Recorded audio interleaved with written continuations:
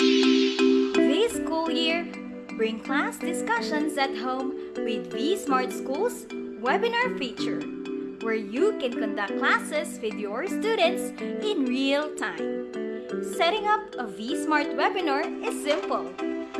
Simply log into your account, go to My Webinars, click Create, and enter your webinar details. Set your webinar to your lesson so your students can join as participants. You can finally start your class. The webinar feature also lets you chat with your students and share slide decks and other learning materials via share screen. Amazing, right? Get vSmart School and launch your remote learning setup for your school today. Email marketing@vivalgroup.com for more details.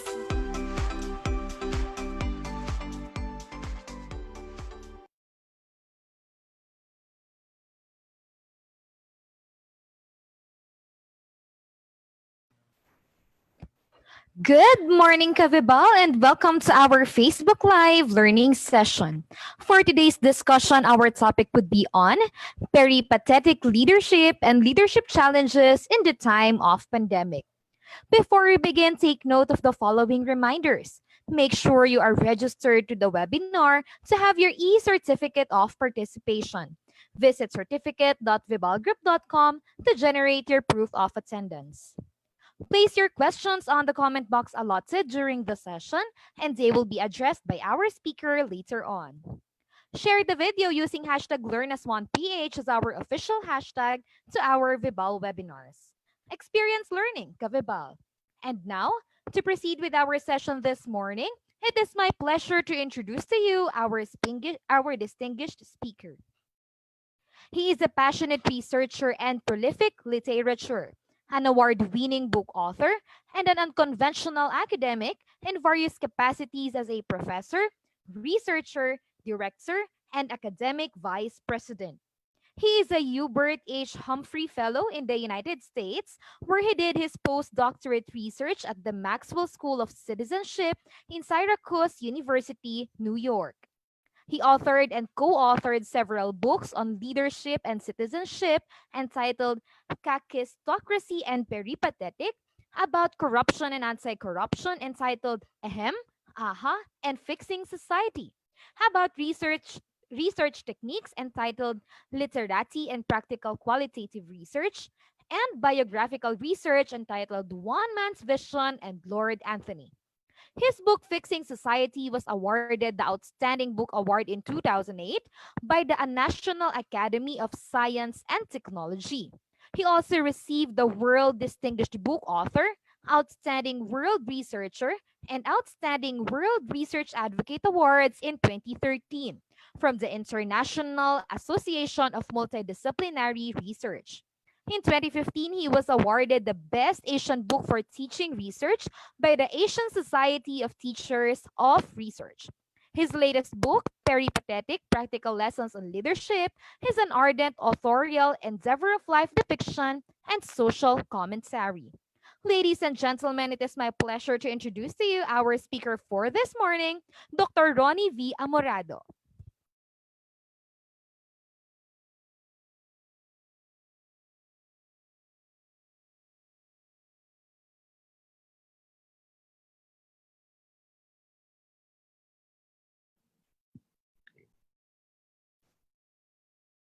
Okay. Good morning again, everyone. Uh, Let me double check.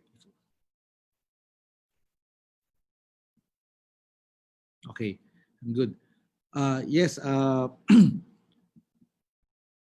wish to share a series of lessons and frameworks on the leadership challenges in the time of pandemic, coming from a book published by Vibal entitled Peripatetic, practical lessons on leadership. No? Let me present four fundamental challenges. The COVID-19 pandemic brought massive global disruption from one crisis to another: health, economic, social, and even political. And for many schools, the disruption has really brought massive interruptions of classes, the way we do things, of learning, and even student cohort interaction with the schools. No?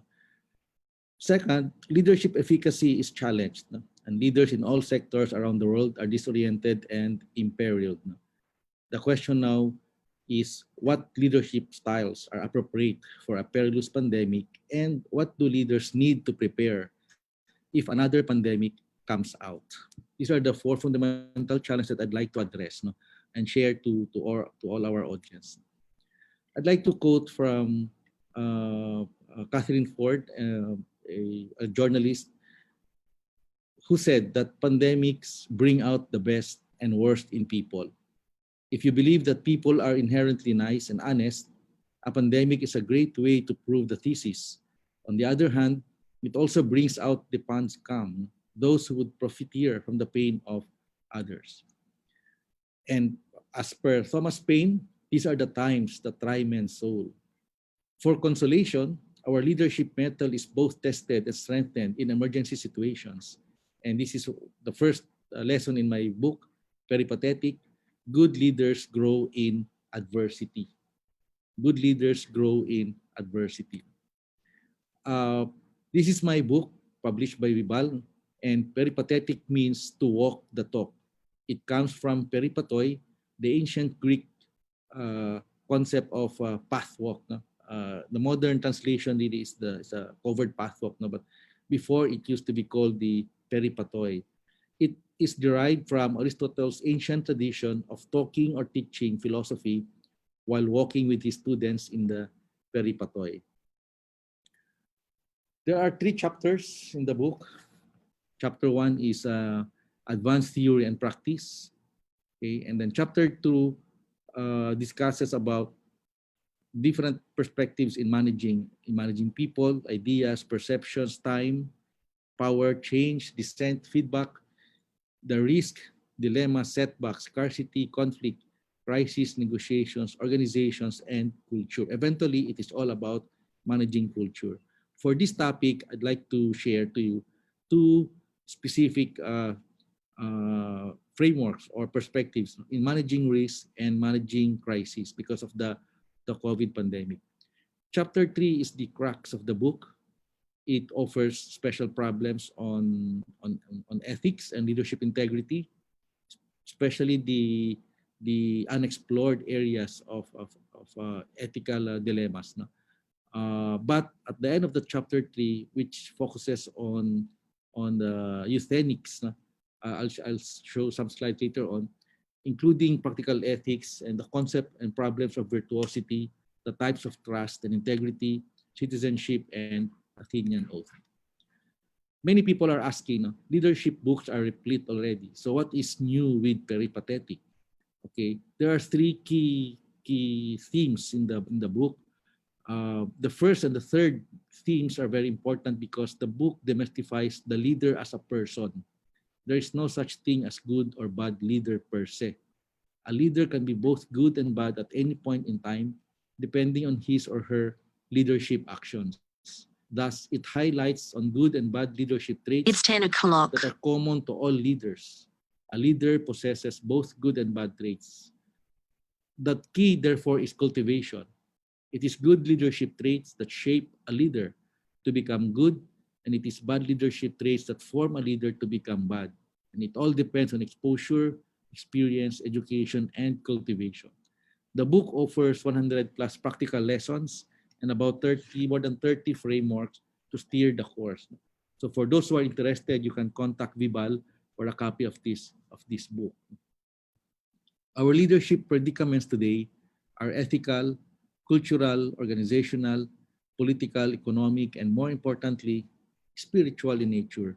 The combination of all these factors are so powerful that leadership has become a complicated, no size fits all, and no clean-cut concept.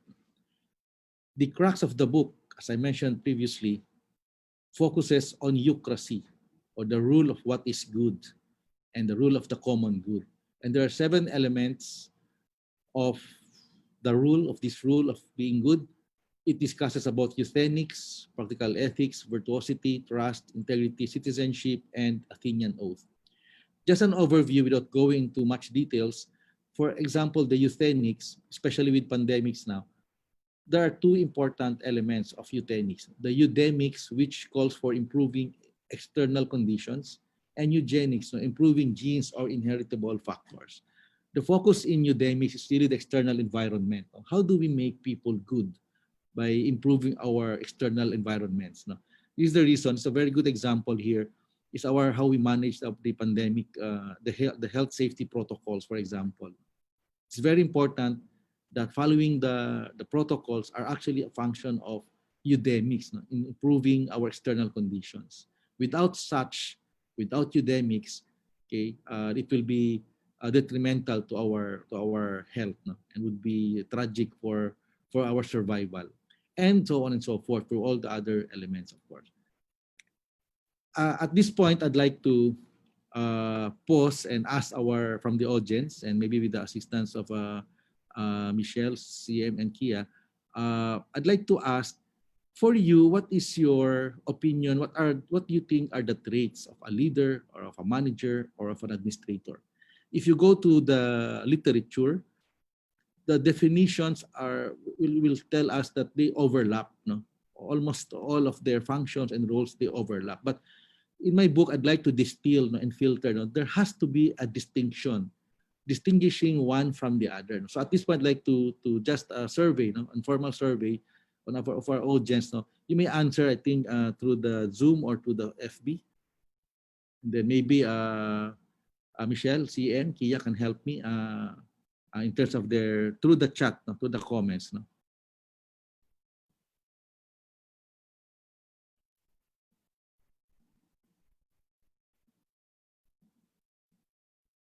Kia, hello.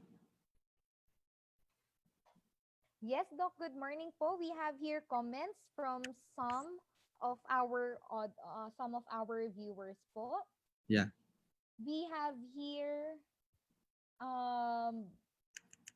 Belle de los Santos. According po to Miss Belle, leadership is more on being a good follower, not Good being a follower. boss. Okay. Yes po. Then we also have here one comment from Nel Santillan. The answer po, sir, is leadership. Leadership makes a company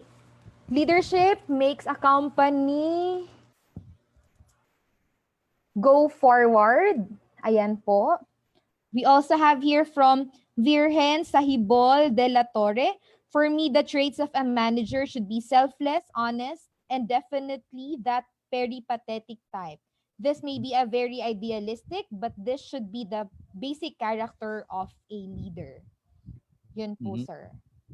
Okay. Then another po from Miss Aida Brucal, leaders ought to lead his followers into the right direction. Mhm. Yun po, Doc. Okay.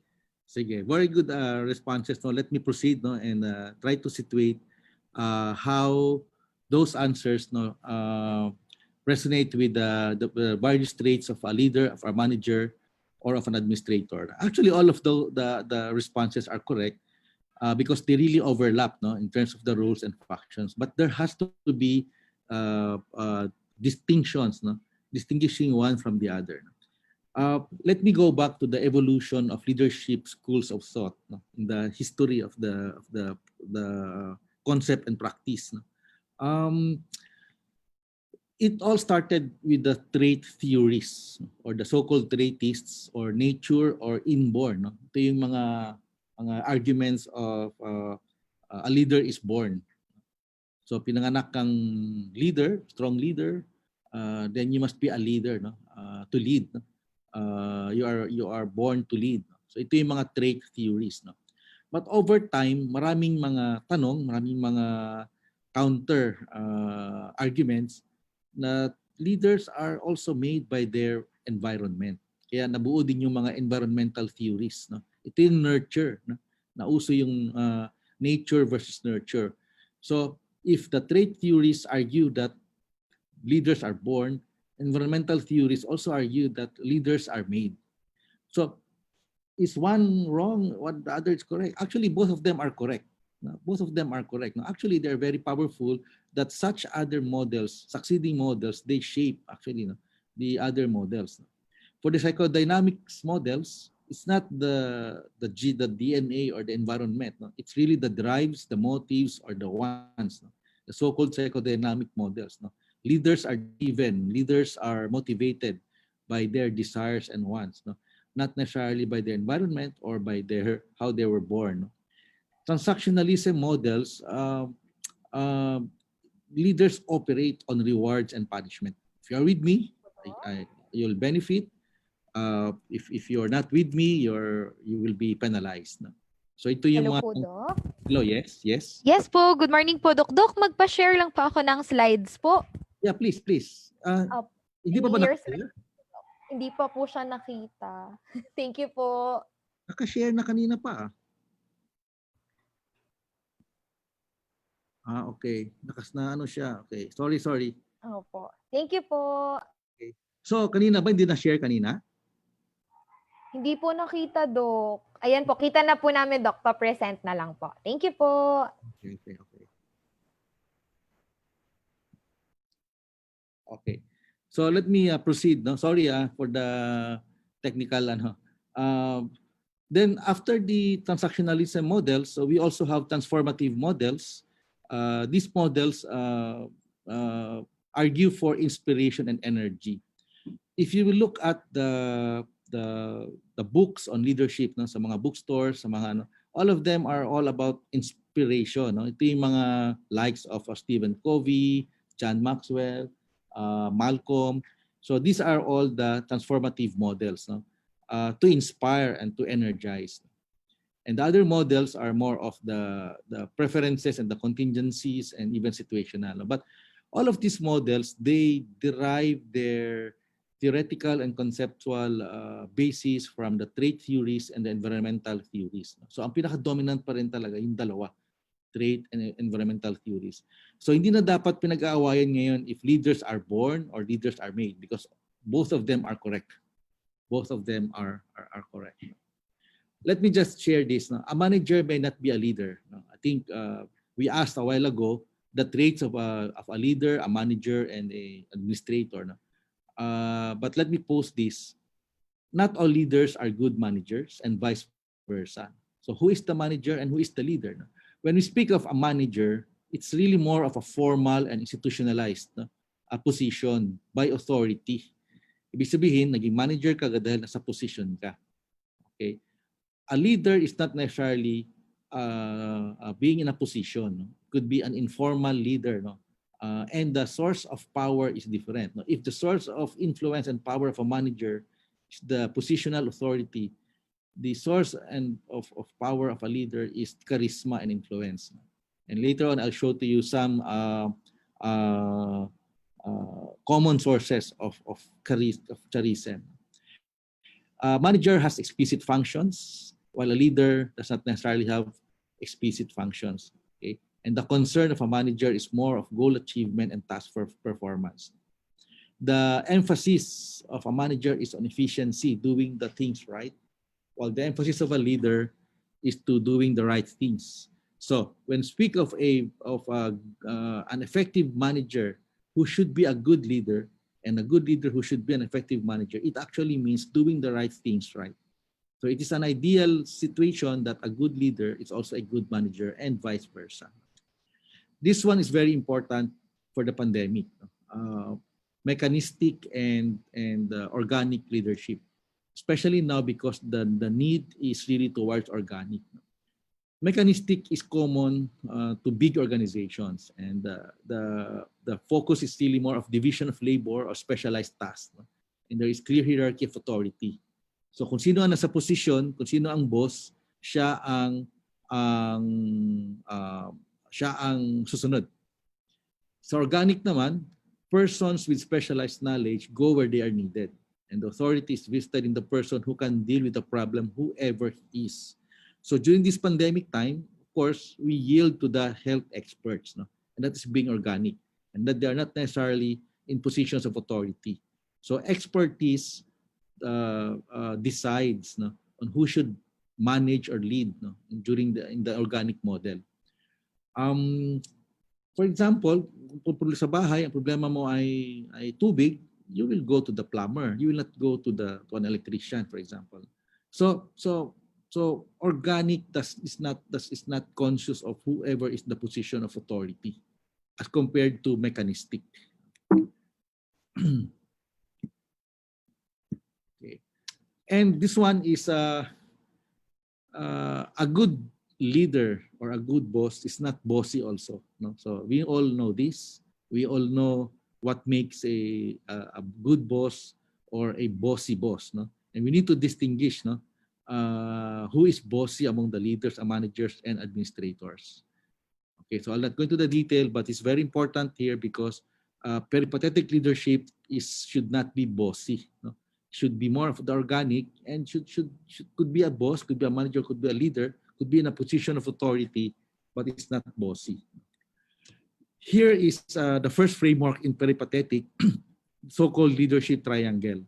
There is a relationship of the three functions of the leaders, managers, and administrators. I'll go first with the managers and administrators. Yes, they overlap in terms of their roles and functions, but managers basically optimize. Okay, the meaning of optimization means making the best or making the most out of the least.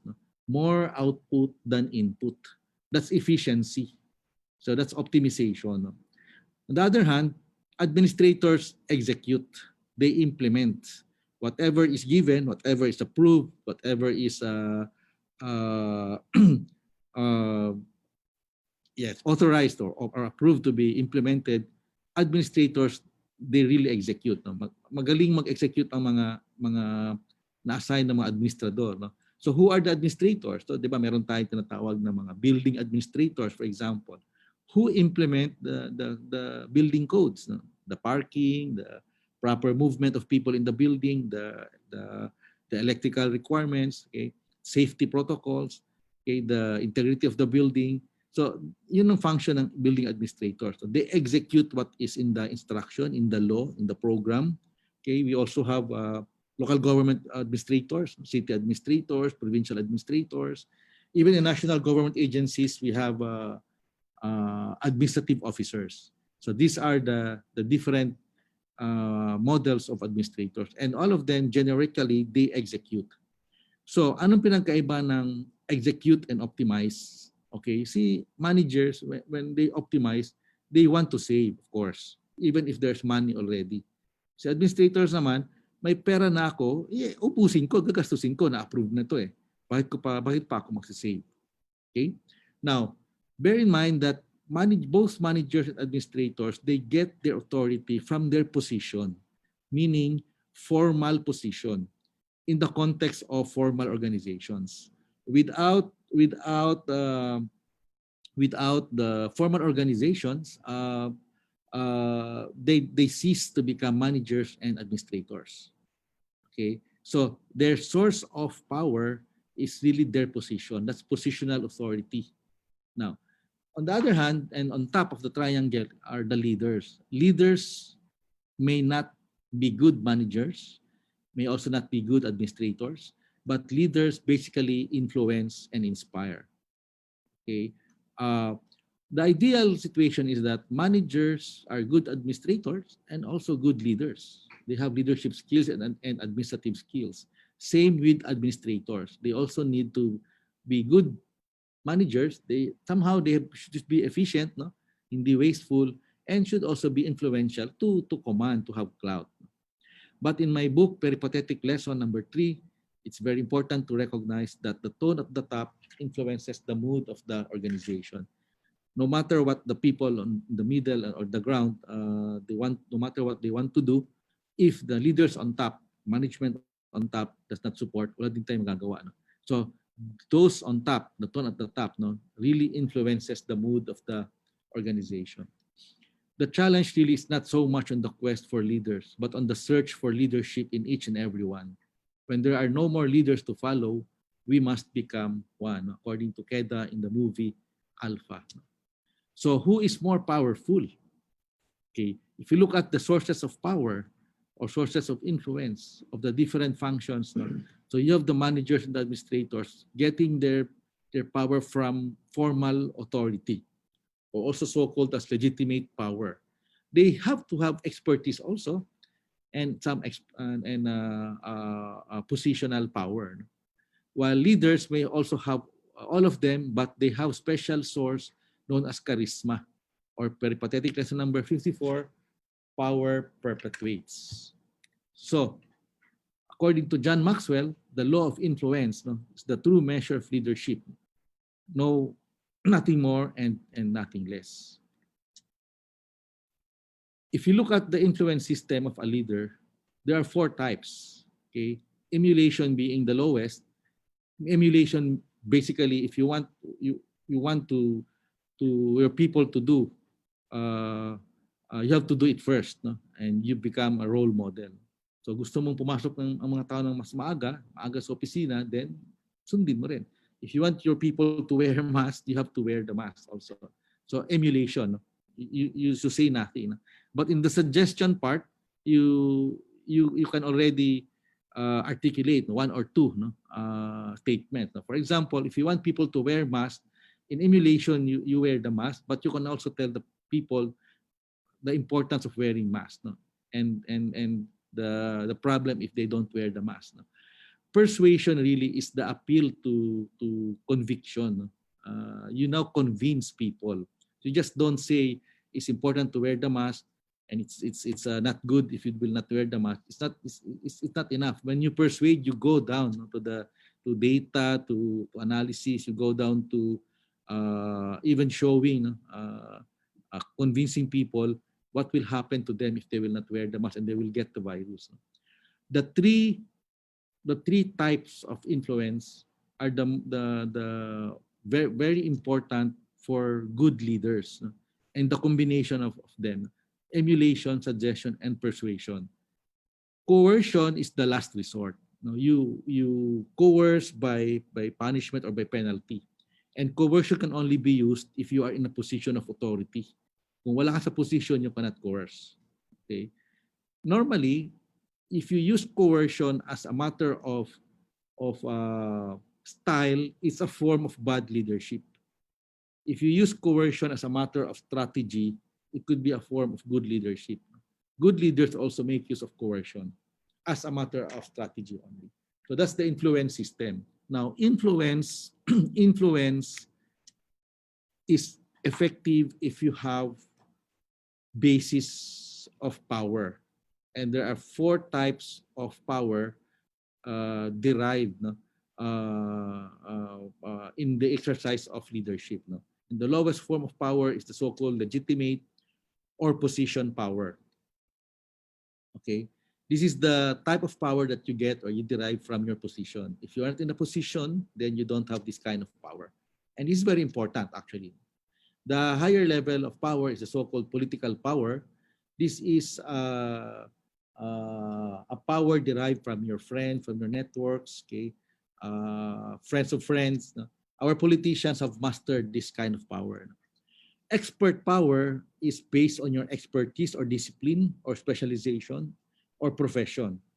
Professionals have this kind of power. No? Scientists, lawyers, accountants, okay, many in the education sector makes use of this. They make use of the expert power. And the highest form of power, okay, is the so-called referent or charismatic power. Okay, leaders have charisma. Leaders may not have position power, leaders may not have political power, leaders may not have expert power, but if they have charisma, they can influence and even they can command. No? So at this point, I'd like to pause again and I'd ask the audience, no, what do you think makes a leader charismatic? Okay, what are sources of charisma for a person? No? So maybe Michelle or CM, Kai, can you help me also? Hello,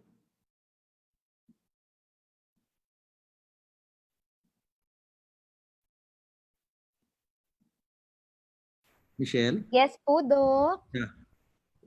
Okay po. So one answer do from Miss Marilyn De Mesa, it is the continuous communication with the employees. Okay. Okay po. Next Charisma, po tayo. charisma. Yeah. Yes po. Wait po Okay. tayo ng responses. From Miss Michelle Diane Luis, approachable. Okay. Ayan po. Then, ayan, wait lang po tayo. We also have here from Miss Ann Mendoza. Ang sabi naman po niya ay have time for the employees. Ayan po. We also have here from Mr. Edwin Vibar, a person considered as charismatic is the one with PR to the people. Ayan Public po. relations. Okay, very good. Okay po. From Miss Reese, charm, approachable, and always smiling. Okay, it's Then good. from Miss Zenith Lawiswis, the leader's approach through interpersonal skill. And last po from Miss Virgin Sahibol de la Torre, I think the sources of charisma is the pleasing personality of the person, the character, and the attitude. Ayan po. Okay, very good, very good. No? So all of those are correct. Ang pinaka-common doon yung yung pleasing personality, no. But pleasing personality needs to be demonstrated, no. So but personality is one, is demonstrated in maybe your smiles. You look good also. The looks, no. Kaya yung mga artista madali maka-influence no. Marami mga fans kasi nga they look good. So to be charismatic, we also need to look good and smile always. Others will also include eloquence, for example, no? The ability to articulate well, even brilliant ideas. No? Talents are sources of charisma. No? You know how to play your guitar, you know how to sing, to dance, tumutula ka, you paint. No? So your talents are also sources of charisma. And the highest form of charisma is humor.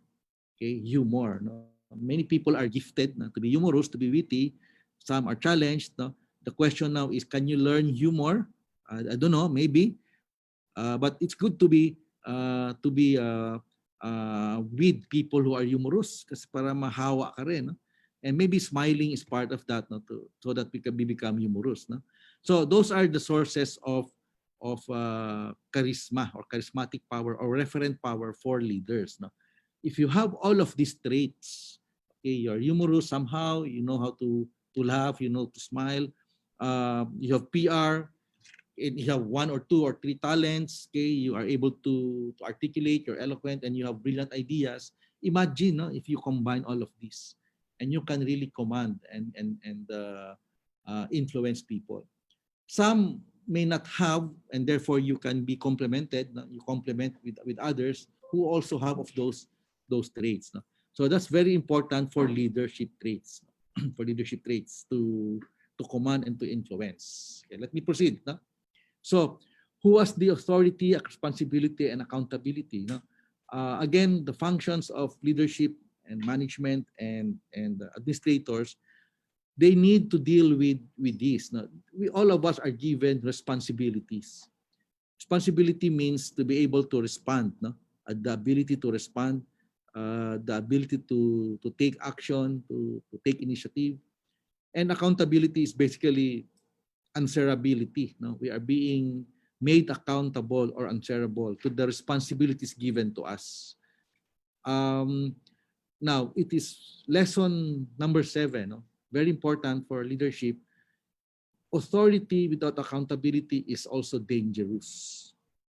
So we need accountability, but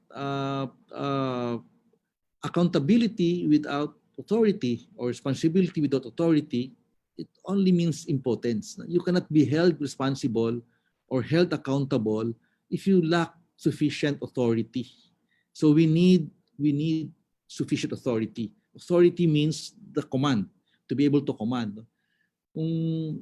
If you are asked to implement something but you don't have authority, how can you implement? Administrators need to have sufficient authority to execute, and managers need to have sufficient authority to optimize. So very important functions, this is so-called the management triangle, no? After the leadership triangle. Okay, and if we integrate leadership and management triangles, this will how it will look like. No?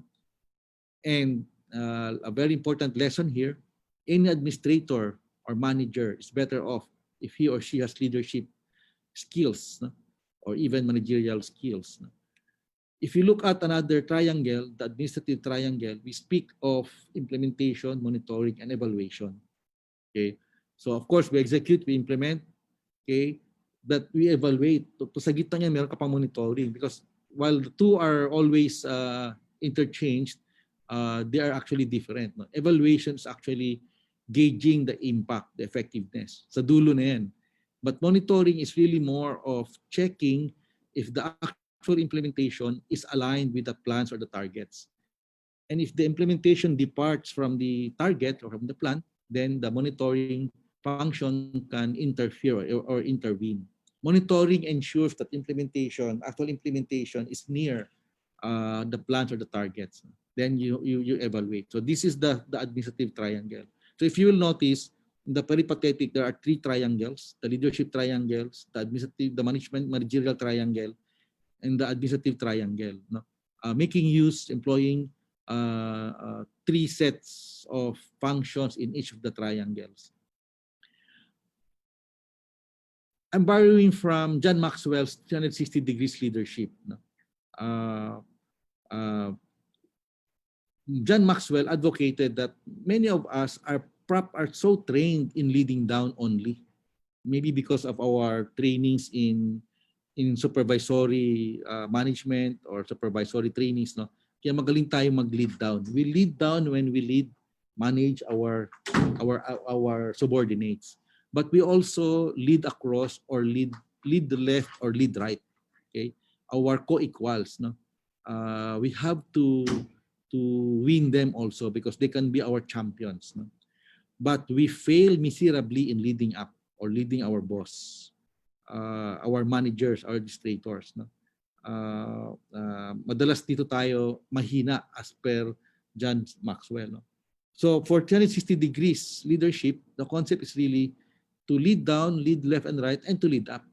And then peripatetic, a lesson there is that to win your boss, think like your boss, no? And if we integrate 360 degrees leadership in all of the leadership and management triangles, the framework will look like this. And the entire framework of peripatetic operates on this integration. So you have the leadership, the leaders, managers, administrators.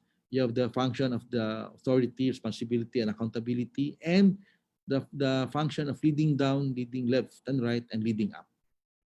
And a very important lesson there, the world is better off if good leaders are in positions of authority. And leadership development is a lifetime work in progress. So that is the main framework of peripatetic leadership, no? To walk the talk, to walk the talk. No? Let me share some frameworks, no? Especially related to the pandemic. No? So this one is one framework on managing risk. So organizations, schools na mahilig sa ISO, this is not really new to you, no? But this one offers another framework in terms of risk level and behavior matrix. So the vertical arrow, you have the risk level. So it's either low risk or high risk. And the behavior matrix, the being risk averse or you're a risk taker. And there are 4 quadrants. Okay, the first quadrant is low risk and risk averse. So be content, okay, of where you are. No? In relation to the pandemic, okay, nasa low risk area ka, sa bahay ka, and then takot ka rin mahawa, so stay at home. So because you're risk averse, then you can be content of staying at home. The second quadrant is that you're a risk taker, but even if it's low, you can be aggressive. Pwede kang lumabas, siguro. Ingat ka lang sa mga health safety protocols. And the third quadrant, risk averse or high risk. No? So be alert kasi high risk nga yung sitwasyon. Ikaw naman could be risk averse or a risk taker. Be careful ka naman. That's going towards the quadrant 4. Okay, so risk taker ka and high risk ka, be careful. Okay, that's one of the framework. No? The two other frameworks. No, you have the risk level and the occurrence probability matrix and the positive impact matrix. So framework 19, same, you have the vertical arrow of low risk and high risk. And you have the first quadrant, low risk, but there's low probability of occurrence. So you can pursue and take stock. Or quadrant 2, low risk, but high probability you can pursue. Okay, because there's high probability of occurrence, no?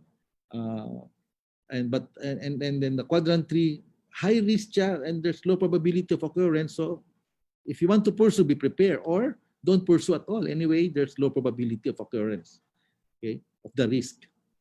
Or quadrant 4, both high risk and high probability of occurrence, you can withdraw or innovate. Okay, so you can do the 4 quadrants in analyzing your risk situations. And then the positive impact matrix naman, for another framework, okay, low risk but minor impact you may set aside, or low risk but major impact you may pursue. Okay, high risk but minor impact you may not prioritize it. But high risk but major impact you can still pursue but mitigate the major impact. Okay, take stock if it's positive impact or mitigate if it's negative impact. Now, risks or conflicts that are not resolved, they graduate as a crisis. So like now, it's a COVID pandemic crisis. Here is a framework from my professor in the US, okay, Dr. Dayton, who made use of this framework in analyzing the emergencies in NASA, no? sa space stations. No? Ito yung ginamit nila in managing the crisis. There are 3 levels of or 3 elements in the crisis management. No? You have the certainty level or uncertainty level, which could be surprise or anticipated. You have the decision time, okay, which also comprises of being of short time or extended time. And you have the threat level of high threat or low threat. No? And therefore, crisis is defined as a function of high threat plus surprise plus short decision time. Okay, and crisis management would mean reducing the threat, reducing surprise, meaning you have to anticipate, and extending time. So may oras ka, no? May oras ka. Halimbawa sa sunog, pag sunog, ano ba ang sunog? Depende kung na-surpresa ka or na-anticipate mo. But siguro, mas madalas dyan, sorpresa na. Biglang nagkasunog eh. Kaya ka nagpanic. Kaya there's a lesson there. Panic is real in emergency crisis. It paralyzes mentally and physically. So sa sunog, na-surpresa ka, do you have time?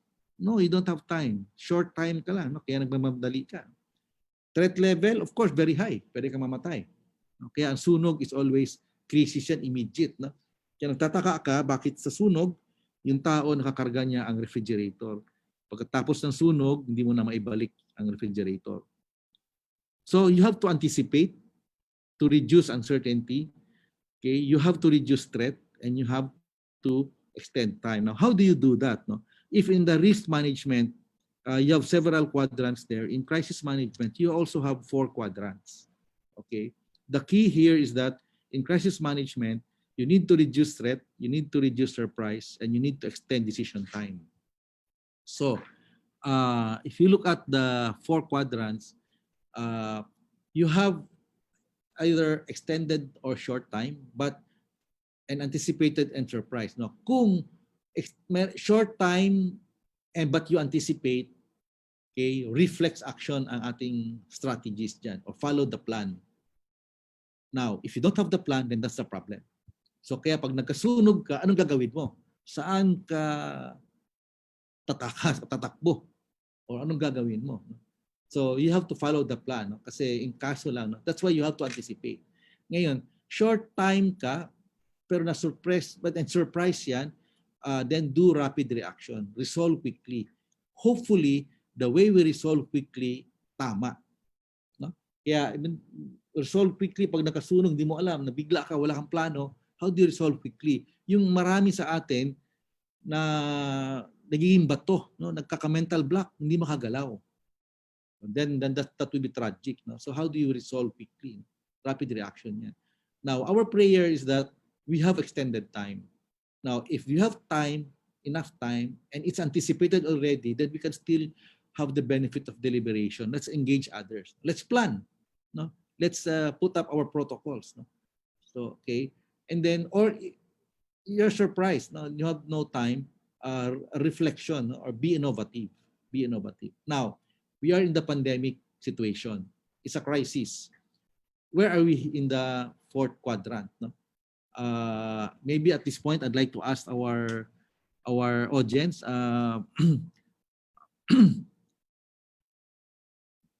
Kia or CM or Michelle, if I'd like to ask the audience, no, this COVID pandemic, where do you think is this? What quadrant do we belong in this COVID pandemic?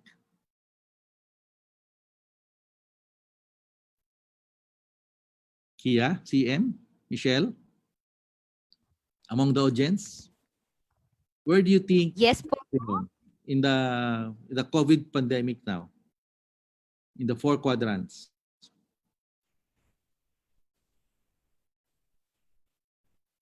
Okay po, let's just wait for responses from our viewers. Okay po, Mr. Francis Lugo said it is surprise extended. Okay. Ayan po. Interesting, na? Okay, let's wait for the others po.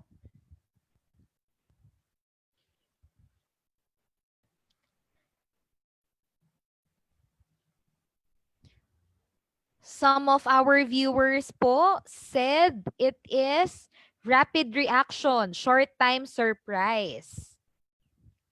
Ayan po. The others naman po, Doc, said it is reflection, surprise extended time.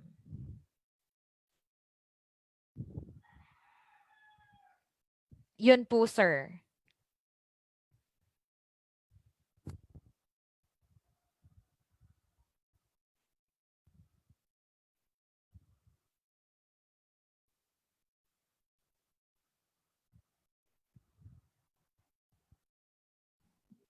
Yeah, Kia?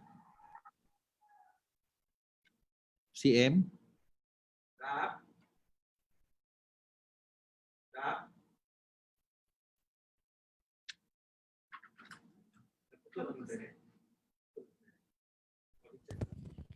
Yes po, Doc. Some of our viewers said it is anticipated extended and Okay. others said po it is surprise extended.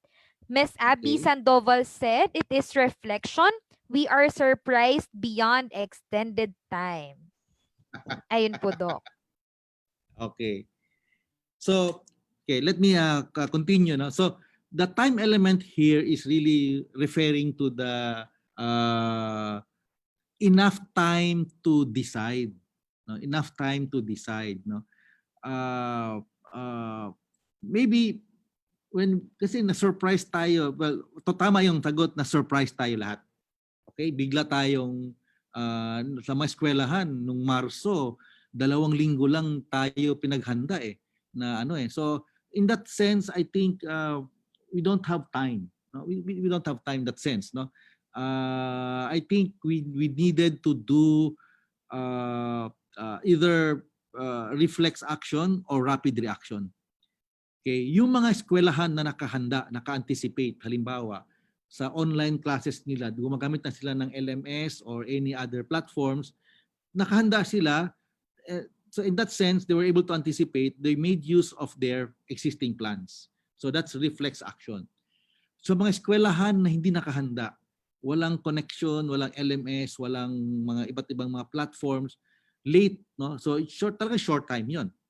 So they needed to resolve quickly. So they have to buy LMS, they have to train their faculty. They have to quickly. But problema, kung wala kang enrollees, di ba? Kung wala kang plans in place, many schools already closed. No? In Manila, alam ko, 400 schools closed already. That was 2 weeks ago. In Region 11, in my place, already 15 schools closed already. No? So that's how they resolve quickly. Okay? So na-surprise sila, short time sila. The ideal is we need to extend time. But in COVID pandemic now, doon sa mga hindi pa nahawa siguro, wala pang problema, we can try our very best to try to take advantage of the time that we have. No? Let's plan out. In kaso lang may mahawa ka, saan ka ka-quarantine? Or kung talagang naging symptomatic ka, at dinala ka sa ospital, hindi ka namin masasamahan, hindi ka namin madadalaw, at kung natuluyan ka, hindi pwedeng magkaroon ng funeral observance, paano 'yon? Mahirap to pero pwedeng panuhin, no? Kasi just in case it will happen, we have the benefit of reflex action or reflection. Okay? Of course, the most ideal is anticipate and extend, which is deliberation or engage others. This is the reason why we can appreciate drills. No? Nauso yung mga drills earthquake drills, di ba? Fire drills, bomb drills, flood drills, no? Nauso yun typhoon drills, nauso yan hindi lang tayo na-surpresa tayo sa virus, no? Hindi ko lang kung pwede magkaroon ng virus drills or pandemic drills pag ganito ulit, no? So I think kapag nagkaroon ulit ng pandemic the next time around, this will be a very good lesson for us. How we will respond to if we don't have time and we are surprised. Okay? We have to take efforts to anticipate and extend time, work for time, no?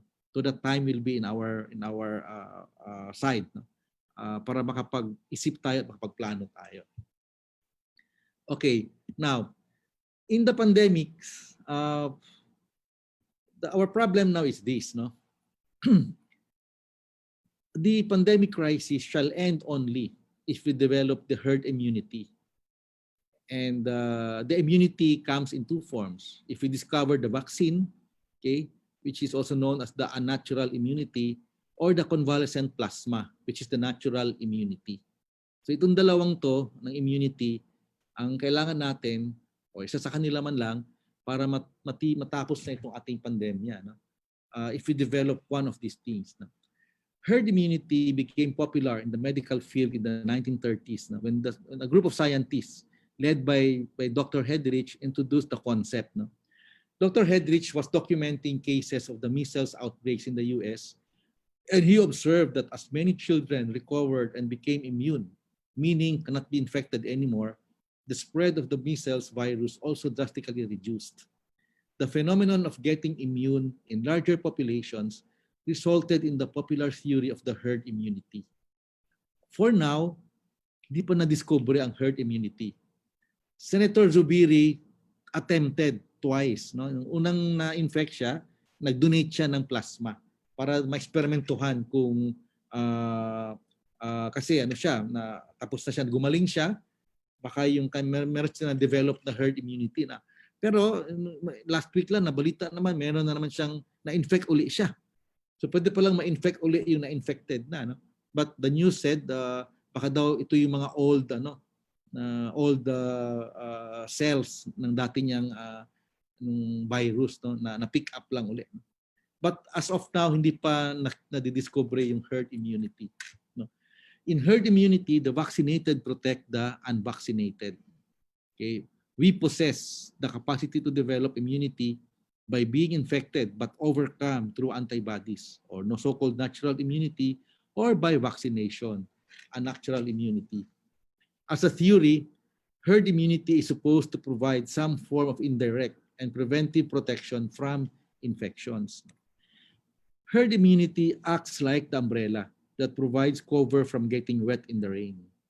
Okay? Herd immunity acts like the umbrella that provides cover from getting wet in the rain. Pwede rin, herd immunity acts like a firewall, no? Di ba sa bahay may mga firewalls tayo or firewall sa computer para hindi ka mahawa ng virus. So pwede rin ganun, firewalls din. So dito, umbrella tayo for our herd immunity just to help protect us from the virus. No? However, the immunity seems very unlikely as of now. Okay, the earliest that they predict is December ang discovery ng vaccine, no? And no end in sight for the crisis. The question is, how are leaders to lead? And here I am proposing, based on my Peripatetics book, okay, first we need to try very hard to overcome by thinking out of the box. Or sometimes we need to change the box. That's the first step. No? We need to think out of the box. Meaning, and I think this is the new normal, no? Meaning we can decide to do things that are not within our system, not within our protocols. The Commission on Higher Education, when they came out with the CHED COVID advisories number 6, number 7, mandating all schools to go online, it could be an example of thinking out of the box, because you cannot offer online classes or distance education if you don't get accreditation by law, no? By Republic Act and by law, no? Accredited by UP Open University. But for now, wag mo na 'yon. Sige muna, dito na muna tayo just for the pandemic transition, no? So thinking out of the box. Many systems or many things that we do now are not part of our normal system. Kaya naging new normal siya. Ngayon, kailangan ang work from home. Okay, Vibal is doing that. Work from home, dati hindi pinapayagan. So that's part of thinking out of the box or even changing the box. So while we wait for the medical convalescence, both in the vaccine and the convalescent plasma, we can cultivate the so-called leadership convalescence to promote social convalescence or collective resilience. I'm proposing leadership convalescence to serve as an umbrella. As leaders in the pandemic now, we can serve as an umbrella. So what do I mean by this? There are 5 elements or 5 dimensions or 5 traits, you can say, of a leadership convalescence. It means, 1, we need to continue to provide hope to our people, to our organizations. Okay? There's no choice. We need to provide hope. And we need to be the first to sacrifice, to demonstrate leadership by example. Okay, the first to sacrifice, to demonstrate leadership by example. Okay, we need a leadership to protect what is good for the common good. And this is the concept of collective resilience. No? We need to follow health safety protocols, not only for ourselves, but also for the safety of other people. Okay, this third element is very important kasi if you will look at the USA for now, no? Ang lakas ng debate nila ng individual freedom versus collective freedom. Individual freedom versus the common good. No? Other people there, no? The Americans, no? They fight for their right not to wear the facial mask, the face mask. And the latest news, I think 2 days ago, sa isang eroplano, nagsuntukan pa. Kasi merong isang Amerikano ayaw magsuot ng face mask. Okay, so your individual freedom, okay, stops when collective freedom sets in, and that is concept of common good. It is not enough that we only think of what is good for the individual, but what is good for the collective or for the community. So that is the kind of the third dimension of leadership convalescence, and in the fourth dimension is a peripatetic form of leadership. We need to walk the talk. No? This is part of leadership convalescence. No? We need leaders who could be silent in words but loud in action. We need people who may not be able to speak but very loud in action. So silent in words but loud in action. That's part of walking the talk. No? And compassion to your flock. Encourage herd umbrella. So leadership umbrella or leadership convalescence shall encourage herd umbrella also, or social convalescence. We need to serve as umbrella for one another. Habang wala pa nadidiscover yung mga vaccine at yung plasma for us. No? Leaders either disenchant or inspire. That's part of providing hope. Okay, hopefully hindi ka disempowering. No? We need to empower people and provide hope. And we have we have to recognize the predicament of setbacks. But sometimes you just have to pick yourself up and carry on. There's no choice, no, for all setbacks. Yeah. Okay. And of course, we get tired. Certainly, no. In fact, good leaders also tire and despair. But take note, many of the great achievements of the world were accomplished by tired and discouraged people who just kept on working. Silent in words, but loud in action. Just take one step at a time. We don't know what's out there. We don't know how long this will take, the pandemic, no? But that's really that all that you just need to do. You don't have to see the whole staircase. Just take the first step. Okay, just take the first step.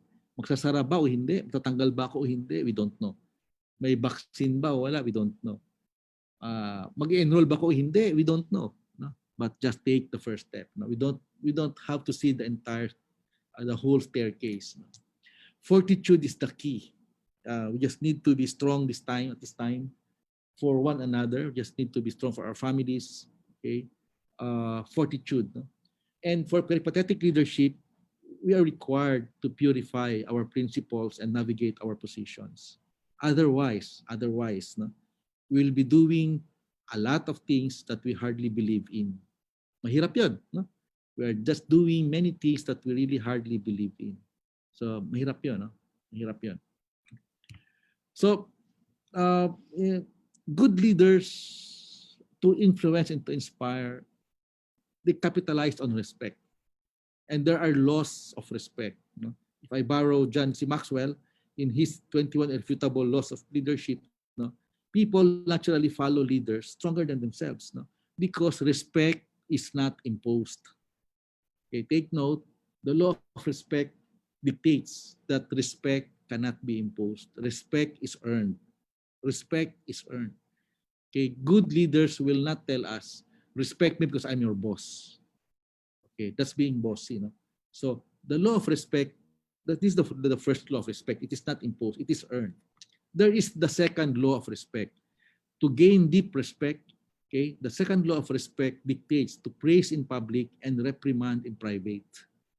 Okay, praise your people in public and reprimand in private. This is part of leadership convalescence to continue to provide hope, okay, and to empower people, to inspire people, not to survive. Why is this second law? The aim of second law is to take care of honor and dignity of our people. And this is the highest form of showing and earning respect. Now, take note, there is also the third law of respect. The third law of respect, to gain deeper respect, dictates the allow your people to rectify and reverse themselves in public. Allow your people to rectify and reverse themselves in public. It is not a good leadership practice kung nagkamali yung tao mo, tapos ikaw ang sasabi sa harapan ng mga tao niya na nagkamali siya, ito ang gawin niya. Let that person rectify and reverse themselves in public. Again, the aim is to take care of honor and dignity of our people. Again, the three laws of respect are the highest form of showing and earning respect. So, there's some good in this world, sabi ni Mr. Frodo. So, you asked me, how can we be helpful or hopeful? Hello po, Doc. Yes? Yes po. Doc, makikishare po sana uli ng screen, Doc. Natanggal na nga ba? Na-unshare po siya. Bakit Thank you natatanggal? po. For a while. Bakit natatanggal siya?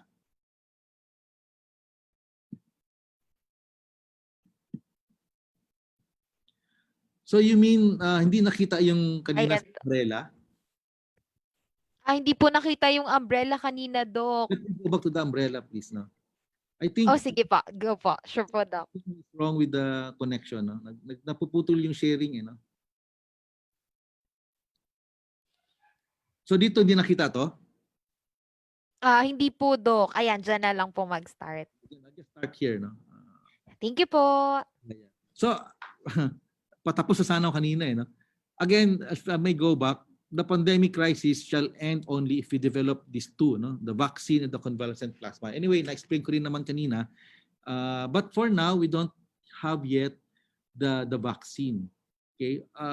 The herd immunity supposedly is to protect the unvaccinated. No? We possess the capacity to develop immunity by being infected but overcome through antibodies. No? through natural immunity or through unnatural immunity. So as a theory, herd immunity is supposed to provide some form of indirect and preventive protection from infections. No? So we act like an umbrella because herd immunity acts like the umbrella that provides cover from getting wet in the rain. Okay, but for now, the herd immunity seems very unlikely, no? And there is no end in sight for the crisis. So how are leaders to lead? So I am proposing this concept of leadership convalescence for us to serve as the umbrella.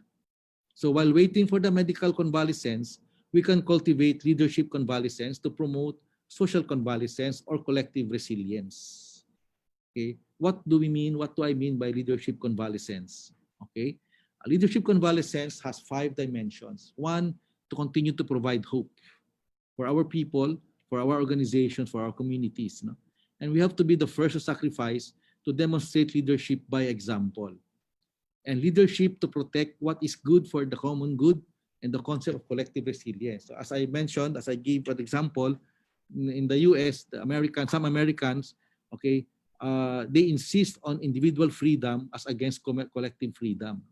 So it's not enough to think of what is good, but we have to orient what is good for the common good. And this is the concept of collective resilience.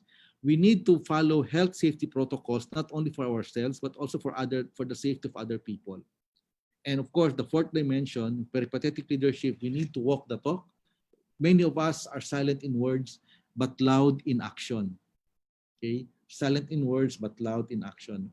And compassion to our flock to encourage herd umbrella or social convalescence. So these are the 5 dimensions or 5 traits for what I propose as a type of leadership during the pandemic, no? The so-called leadership convalescence or leadership umbrella. Okay, so uh, in that sense, no, if you ask me, no, what hope can be derived, no, is there still good? Is there still hope for us, no, with the pandemic? No, if I may go back again in the movie of Lord of Things, no, sabi ni, no, there's some good still in this world. Mr. Frodo, as Frodo asked, are we holding on to some? No? And then Sam replied, there's some good in this world, Mr. Frodo, and it's worth fighting for. So in its entirety, Peripatetic not only draws the line in the sand, but also holds and stands its ground. No? So let us all walk the talk. No? Let us all walk the talk. Most of all, okay, what greatly matters is what mark we leave among our fellow men. And this is where reputation really counts. Let me borrow from Stephen Covey in his habit number 9, to leave this world better than it was when you got here. And then we can say mission accomplished. My favorite, no, the Athenian oath, okay, which is an ancient Greek philosophic oath of all free governments and democratic states, no, of all the world's visionaries, leaders, and managers, to leave this community, leave this office, leave this organization better, more beautiful than when we found it. And that's our reputation. So I think that's my last slide. Thank you very much. No? And if I may end with a quote from Voltaire, no? Adapting from Voltaire, no? It is dangerous not to be right, no? When leaders are wrong. So thank you very much. I'm open now for Q&A. Back to you, CM, Kia.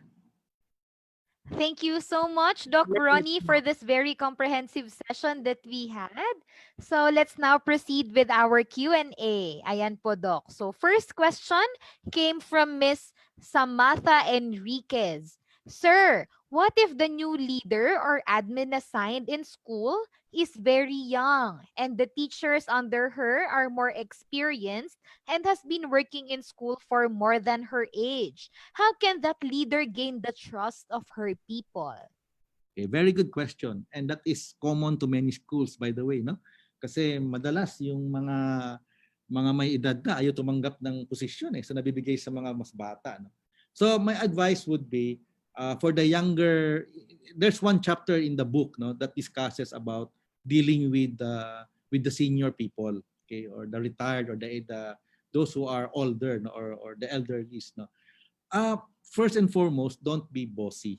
Okay, share, respect their wisdom, respect their experience, learn from them, learn from them. Uh, don't appear as their boss or manager. Okay, journey with them, journey with them. Don't insist on your position. Learn from them and do value adding. You can contribute, help them, be your be, help them be the bridge, no, of their concerns, no, towards the management. I was also asked the same question in my previous webinar, no, and I was asked kung magme-mentor ka ba, magko-coach ka. You cannot be a mentor, you cannot be a coach to older people. So respect, you have to respect their position, and even if you think you are better than them, okay, but you cannot impose that. No, you have to show respect to the older person. That's in the culture of the Oriental countries. Maybe in the Western countries hindi siguro, pero sa kultura natin, it's better for the younger people to give respect to the older people, even if you are in a higher position of authority. Kia? Okay po, thank you so much, Sir Ronnie. Then for our next question, this is from Miss Hannah Marquez. Sir, what kind of leadership must be used by teachers nowadays in the online classroom? Very good. No? Very good question. Well, one, teachers have natural authority by being teachers, right? So you are still the teacher. You have to command. No, you have to be there. But with the pandemic now, it's more important to inspire your students than to frighten them. Okay, don't terrorize them, no, with standards and all of the requirements, no. It's really more of to inspire them. That's part of leadership umbrella or leadership convalescence, to give hope, to provide hope to your students, no. Delight them, no, make them enjoy the online classes, no. This is not the time to show your, no, your being strict. Sabi nga ng CHED, exercise lenient during the pandemic period, no. So as teachers, you can exercise good leadership by inspiring your students, making them enjoy the online classes. Exercise authority in terms of ensuring your standard, but show leniency, show especially because we have very poor internet connection in the Philippines. Napuputol tayo nga ngayon, napuputol tayo once in a while, pati yung aking sharing nawawala, no. So exercise leniency, no, sa mga estudyante. That's part of providing hope din. Kia? Okay po, Doc. And then for our last question po, from Miss Dina Tesorio. Can you give us some techniques on how to approach toxic people under you? There are no hard and fast rules, no, to handle that. In Peripatetic, there are many lessons on how to handle toxic people. Kung nasa itaas ka, then you have more authority than them, no. But kung nasa ibaba ka or manahirapan ka, you can choose to navigate. But of course, certainly you have to navigate. You have to win them or win them over. Kung hindi talaga makaya, kinakain ng energy mo, you can exercise the so-called extinction strategy. Yung let them be extinct, no? Or the technique on scarcity. Or part of that is just in the leadership convalescence, yung silent in words but loud in action. Sa mga toxic na mga tao at nauubusan ka ng nadidrain ng energy mo, you may not want to interact or converse with them in words, but just be loud in action. Just perform. No? Then sooner or later, baka mag-improve yung sitwasyon din. Sooner or later. Sabi ko nga sa Peripatetic, leadership is not inert. A leader may change, may even be good or bad at any point in time. So extinction, scarcity techniques could work. Navigation techniques could work. Bottom line, silence in words but loud in action. would be very, very helpful. Okay po. Then Doc Ronnie, last pahabol question po from our viewer. So this is from Miss Rosemary Amparado. How does a woman leader deal with men colleagues who do not believe in her capability? Good, very good question. Again, in leadership convalescence, in peripatetics, just be silent in words but loud in action. Just continue to perform. Now, if you are in a position of authority, of course you have power already, you have authority already. But as I mentioned before, do not use coercion just to ram down the throat. No? Huwag mo ipakita na ikaw ang boss. Do not be bossy. Okay? Ipakita mo ang galing mo through your action, through your performance. Certainly they will show respect to you kahit na plastikan. Okay na yon sa simula. No? Take charge of that. No? Take stock of that. Take advantage of that. Alam mo sa likod nila, hindi sila naniniwala sa iyo. But sooner or later, you will win them over through your action. Again, silent in words but loud in action. That's part of the peripatetic leadership. To walk the talk. There we have it. Thank you so much po, Doc Ronnie. Before we finally end our session for this morning, do you have, sir, any final words or final reminders for our viewers po? Yeah. Thank you very much for listening. Medyo pasensya, no? Some slides yung nakita, pero kasi sa screen ko, naka-screen share siya, no? Nag-prompt siya, baka sa internet connection. But for those of you who are interested, to get a copy of the peripatetic book, it's available in Vibal. No? So you can get in touch with Vibal. They can facilitate for you, no, to acquire the book. No? So thank you very much and good luck. Stay safe, stay sane. Mabuhay kayong lahat. No? Thank you so much po, Doc Ronnie. In behalf of Vibal Group Incorporated, I would like to thank you for this very inspiring and insightful learning session that you had with us this morning. It is our honor to have you today in our learning session. And to all our Kavibal viewers, thanks to you for your continuous patronage to our daily live sessions. Muli po, maraming salamat at magandang araw sa ating lahat. Keep safe, everyone!